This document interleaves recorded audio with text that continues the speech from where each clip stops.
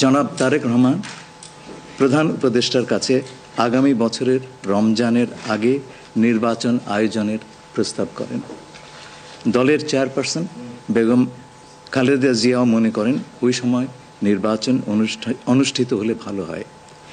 প্রধান উপদেষ্টা বলেন যে তিনি আগামী বছর এপ্রিলের প্রথমার্ধের মধ্যে নির্বাচন অনুষ্ঠানের ঘোষণা দিয়েছেন। সকল প্রস্তুতি সম্পন্ন করা গেলে 2026 সালের রমজান শুরু হওয়ার আগের সপ্তাহেও নির্বাচন আয়োজন করা যেতে পারে।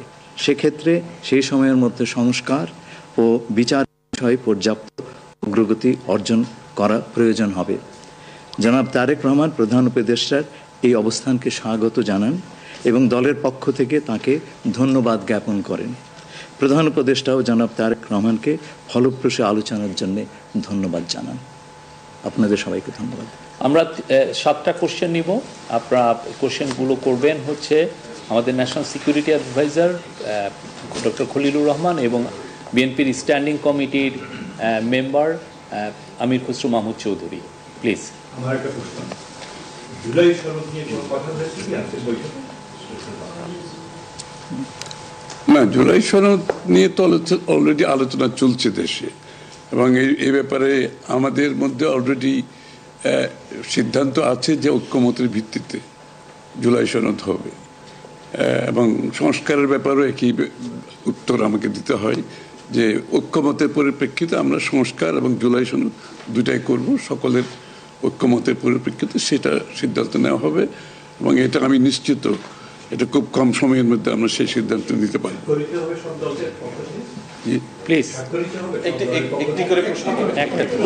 হ্যাঁ, ঐক্যমত যেখানে হবে স্বাভাবিকভাবে ঐক্যমতের পরিপ্রেক্ষিতে যে সিদ্ধান্ত হবে স্বাক্ষরিত তো হবেই, না হওয়ার কোনো কারণ তো নেই। Please please please please please. উনি হচ্ছে যে যেটি বারবার যে কথাটি বলা হচ্ছে যে নির্বাচনের একটি সঠিক তারিখ নির্ধারণে আসলে সমস্যাটা কোথায়? একটি সঠিক তারিখ সুনির্দিষ্ট তারিখ, এর কোনো সমস্যাই নাই। আমরা কোনো সমস্যা দেখছি না। কেউ দেখলে পরে এটা ভুল দেখছেন। নির্বাচনের সম্পর্কে আজকে যৌথ বিবৃতিতে আমরা বলে দিয়েছি দুপক্ষই, এবং নির্বাচন কমিশন আমরা আশা করব শীঘ্রই একটা তারিখ ঘোষণা করবে। শুধু কি নির্বাচনের কথা হচ্ছে নাকি দেশের রাজনৈতিক পরিবেশে অন্যান্য বিষয় নিয়ে কথা হচ্ছে? সব বিষয়ে আলোচনা তো হবে স্বাভাবিক। আমরা তো নতুন বাংলাদেশ গড়ার প্রত্যয় নিয়ে সামনের দিকে এগোচ্ছি। সবাই আমরা চাই দেশ গড়ার যে প্রত্যয় আমরা নিয়েছি আমরা ঐক্যবদ্ধভাবে সেই কাজটা করব। শুধু নির্বাচনের আগে নয়, নির্বাচনের পরেও বাংলাদেশ গড়ার যে প্রত্যয় নিয়ে আমরা সবাই ঐক্যমত হয়েছি সেটা আমরা সামনের দিকে এগিয়ে নিয়ে যাব। একজন প্লিজ প্লিজ উনি বলুন। সংস্কার নিয়ে যে দীর্ঘ আলোচনা হচ্ছিল সেই সংস্কার বিষয়ে বিএনপির পক্ষ থেকে বা তারেক রহমান সাহেবের পক্ষ থেকে আপনারা কিভাবে রিঅ্যাক্ট করেছেন? যে আবার স্যার আমি শুনি, যে সংস্কার নিয়ে যে বর্তমান সরকারের যে একটা বিশাল রূপরেখা তৈরি হয়েছে, একটা বিশাল তালিকা, সেই তালিকা নিশ্চয়ই আজকে আপনাদের সামনে উপস্থাপন করা হয়েছে। যে সংস্কার বিষয়ে আপনাদের মতামত কি? বিএনপি কিভাবে সেটাকে? না, এটা তো পরিষ্কার। এটা এখানে না বোঝার কোনো কারণ নাই। বিষয়টা হচ্ছে সংস্কার। চিফ অ্যাডভাইজার সাহেব, তারেক রহমান সাহেব, আমরা সবাই একই কথা বলছি। যে বিষয়গুলোতে ঐক্যমত হবে সেগুলোতে সংস্কার হবে, তাই না? তো সংস্কারের বিষয়টা একটা চলমান প্রক্রিয়া। এমন না যে আজ সব সংস্কার এখন শেষ হয়ে যাবে। এটা নির্বাচনের আগেও কিছু সংস্কার হবে যেখানে ঐক্যমত হবে, আর নির্বাচনের পরেও সংস্কার অব্যাহত থাকবে। কারণ আমরা যেই দেশ গড়ার প্রত্যয় নিয়েছি সংস্কারের প্রয়োজনীয়তা সবাই অনুভব করছে এখানে। সুতরাং আগে পরে সংস্কার চলতে থাকবে।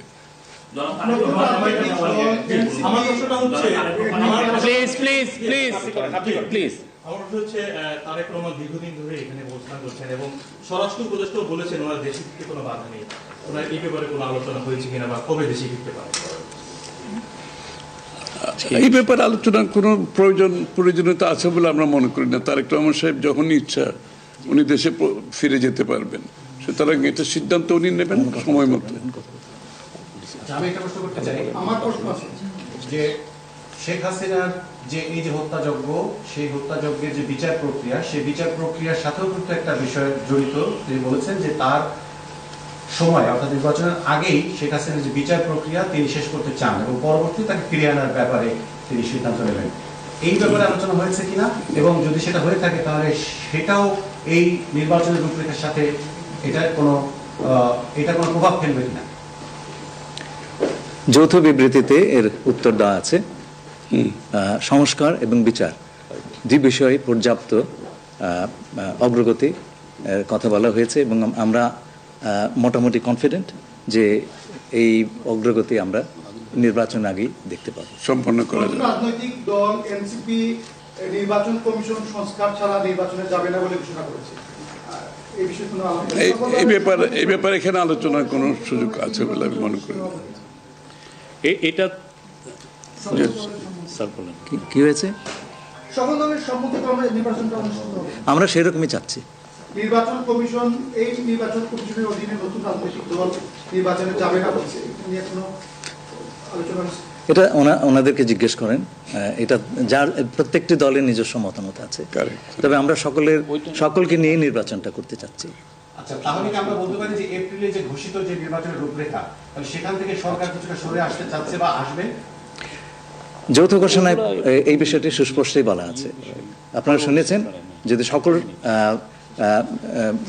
কাজ সময় মতো আমরা করতে পারি এবং বিচার ও সংস্কারের ব্যাপারে পর্যাপ্ত অগ্রগতি হয়, তাহলে নিশ্চয়ই সেটা করা যেতে পারে।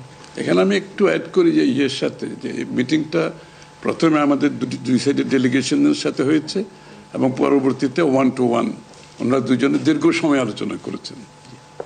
আপনারা কি সন্তুষ্ট কিনা? নিশ্চয়ই সন্তুষ্ট, নিশ্চয়ই সন্তুষ্ট। শুধু আমরা তো বলছি নির্বাচনের আগে নয়, নির্বাচনের পরও দেশ গড়ার ক্ষেত্রে আমরা সবাই একসাথে কাজ করতে হবে, নতুন বাংলাদেশ করতে হবে। আর সন্তুষ্ট না হলে তো যৌথ ঘোষণা আসবার কথা নয়। এখন যে বিচার প্রক্রিয়া চলছে বিগত সরকারের বিভিন্ন, আপনি একবার কোশ্চেন করেছেন প্লিজ। না, আরেকটা লাস্ট কোশ্চেন নিব, লাস্ট